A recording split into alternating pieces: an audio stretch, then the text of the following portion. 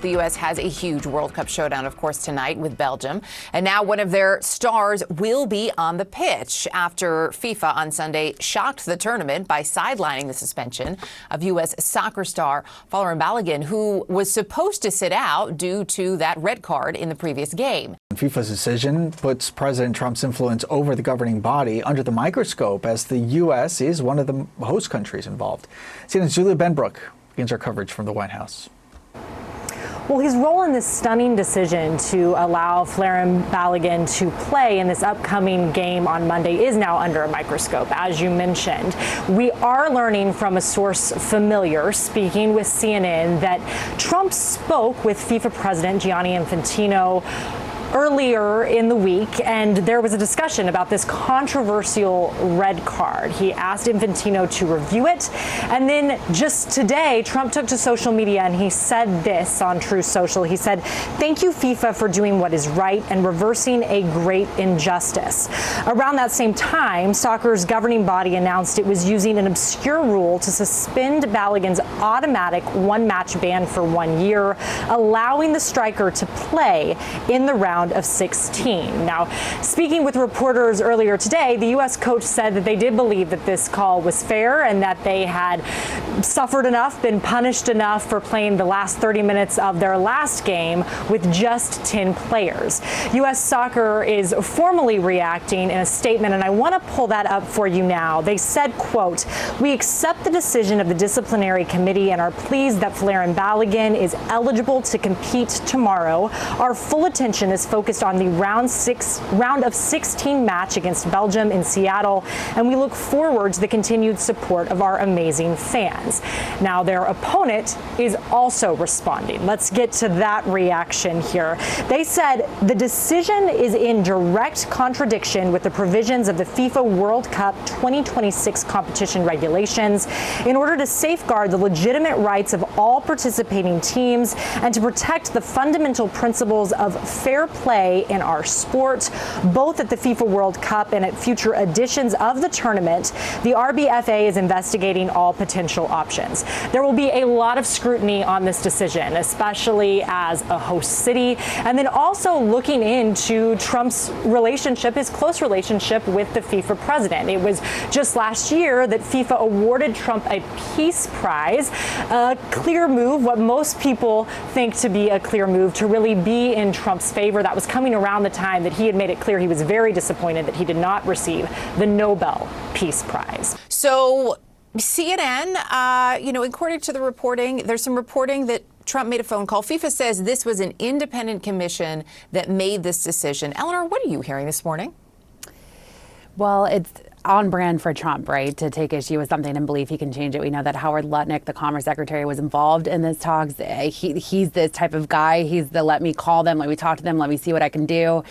And it also, is proof, I think, of this relationship between Trump and the FIFA president. The FIFA president created this FIFA Peace Prize to give to Trump when he was upset about not getting the Nobel Peace Prize. And so in some ways, this makes a lot of sense. Of course, that doesn't change the fact that it is precedent shattering. It was remarkable, I will say, Mario, that so much of what we have seen so far in the tournament, the president didn't seem to be all that interested. It felt delightfully non-political. Are those days now over, Mario?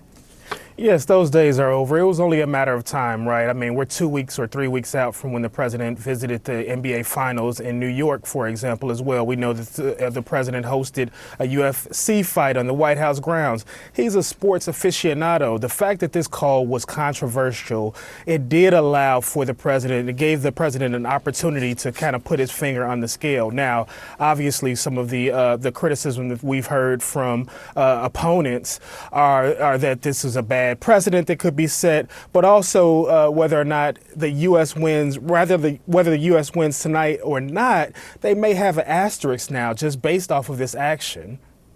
In terms of that asterisk, it's interesting, I think, some of the comments that we heard from fans. Certainly we heard, coaches, managers speaking out here, but CNN spoke to some fans as well. Just take a listen to their take.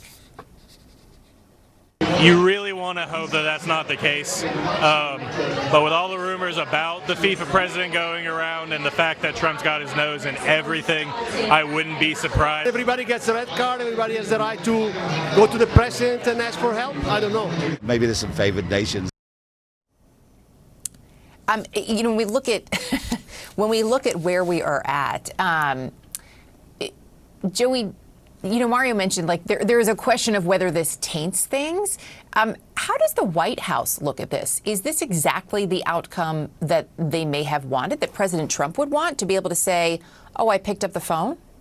Well, I think President Trump certainly enjoys that narrative that maybe he did have something to do with this change. The White House or U.S. official says that the right outcome was ultimately picked here. Officials who talked to me said that Trump simply wanted to, quote, better understand the rules for FIFA when it comes to appeals during the World Cup. But it's hard not to think that Trump's call to the FIFA president played a role. But yeah, I mean, as others have said here, I mean, Trump loves nothing better than to use his contacts and to show that he can get a quick result. But yeah, it's enraged Belgium in the process, and if the U.S. does win, I think you're going to see that ramped up further, especially if he were to score a goal tonight. So FIFA's decision here means the Americans will, of course, get their leading scorer back for this pivotal round of 16 showdown with Belgium tonight in Seattle. Balogun posting this image of himself, no caption, shortly after learning he would play. Meantime, the Royal Belgian Football Association said in a statement they are investigating all available legal or all potential legal options. Joining us now, Roger Bennett. He's the founder of Men in Blazers Media Network and author of the book We Are the World Cup, a personal history of the world's greatest sporting event. It's great to have you here. So as I mentioned, the Royal Belgian Football Association, they had also said they were astonished, currently investigating all potential legal options. And then we just heard this morning from the United European Football Association, which is the governing body of soccer in Europe, expressing our disbelief in such an unprecedented, incomprehensible, and unjustifiable decision. Are there any other options, certainly any legal options, as the Royal Belgian Football Association is alluding to at this point? This is why we watch football, Erica, because we love legislative courtroom drama. This is something that feels ripped from the WWE. That's why I watch. Home cooking is the best cooking. It's totally unprecedented, and I'm kind of torn between being an American fan, despite my accent. I love this nation like Kenny Powers loves this nation. And as an American fan, emotionally, I'm like, this is the greatest thing ever.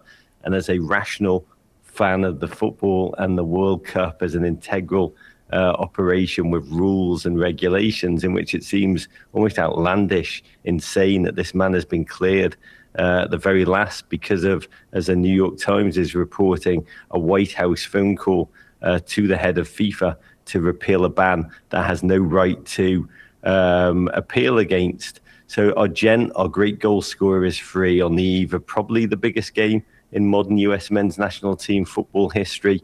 And it feels great for many American fans. We do have to ask ourselves, Erica, if it was the other way round, if we were playing France and Macron had put the call in to get Mbappe, their best striker, ready to play, or Saudi Arabia or Qatar had done something, how would we feel? And the crazy thing is, the US were doing so well in this tournament. We were playing so well. There is an element that going into battle today with Balogun, not like this. This is going to scar and stain the US journey in the long term forever. Yeah, you're not the first to say it's going to be an asterisk no matter what happens. When we look at the matchup for tonight, Belgium, of course, beat the U.S. in a friendly 5-2 back in March. What do you think the U.S.'s chances are? This is a game with an echo in history. In 2014 in Brazil, the United States played at the same stage Belgium. They were then at their peak. This was a game many of you viewers may remember. It's the Tim Howard game when he played his lights out, the most saves ever in a World Cup game. We lost in agony at the end. Unbelievably, 4 of the Belgian players are still the core of their team. They're now an aged core. They're like a crime caper, old guys coming back for one more crime. So it's veteran experience against this young, very athletic United States team with Flo Balogun, asterisk. And I do believe this is the agony for me. I thought the US were going to win this, whatever, this major game, get through this stage, round of 16, in which we traditionally stumble. But it's going to be a matchup with extra layers, football, intrigue, courtroom drama, and that geopolitical level over the top of it. The World Cup contains multitudes.